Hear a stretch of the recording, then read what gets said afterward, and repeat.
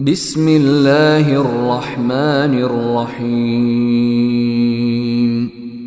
تبارك الذي بيده الملك وهو على كل شيء قدير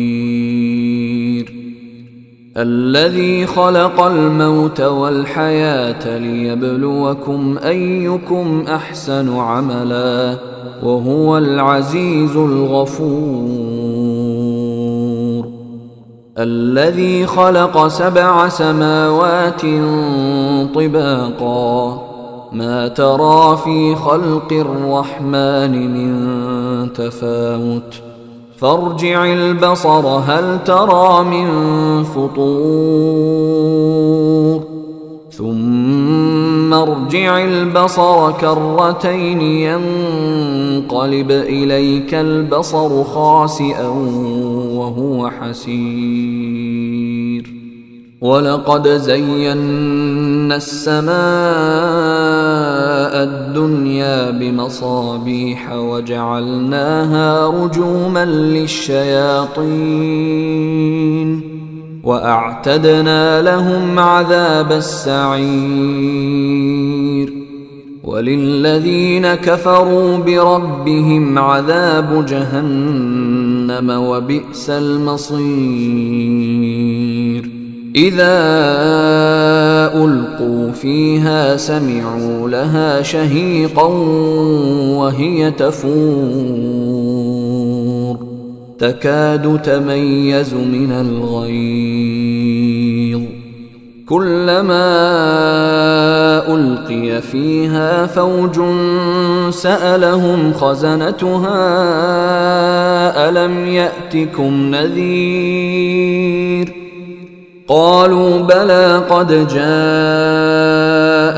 نذير فكذبنا وقلنا ما نزل الله من شيء إن أنتم إلا في ضلال كبير وقالوا لو كنا نسمع أو نعقل ما كنا في أصحاب السعير فاعترفوا بذنبهم فسحقا لأصحاب السعير إن الذين يخشون ربهم بالغيب لهم مغفرة وأجر كبير وأسروا قولكم أو اجهروا به إنه عليم بذات الصدور ألا يعلم من خلق وهو اللطيف الخبير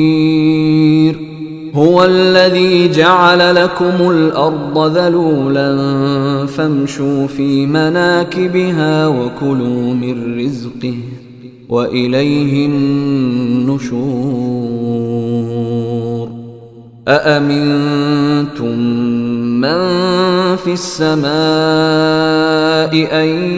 يخسف بكم الأرض فإذا هي تمور أم أمنتم من في السماء أن يرسل عليكم حاصبا فستعلمون كيف نذير ولقد كذب الذين من قبلهم فكيف كان نكير أولم يروا إلى الطير فوقهم صافات ويقبضن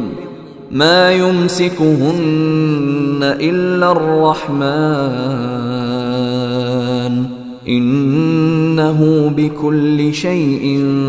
بصير أمن هذا الذي هو جند لكم ينصركم من دون الرحمن إن الكافرون إلا في غرور أمن من هذا الذي يرزقكم إن أمسك رزقه بل لجوا في عتو ونفور أفمن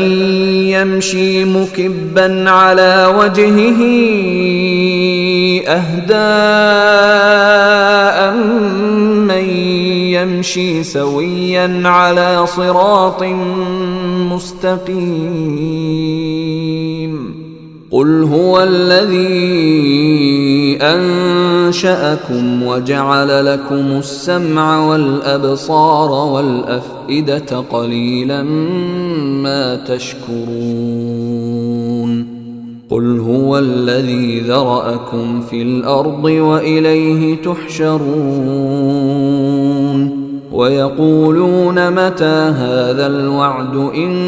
كنتم صادقين قل إنما العلم عند الله وإنما أنا نذير مبين فلما رأوه زلفة سيئت وجوه الذين كفروا وقيل هذا الذي كنتم به تدعون قل أرأيتم إن أهلكني الله ومن معي أو رحمنا فمن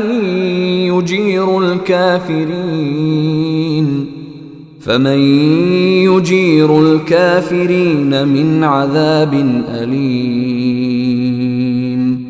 قل هو الرحمن آمنا به وعليه توكلنا فستعلمون من هو في ضلال مبين قل أرأيتم إن أصبح ماؤكم غورا فمن يأتيكم بماء معين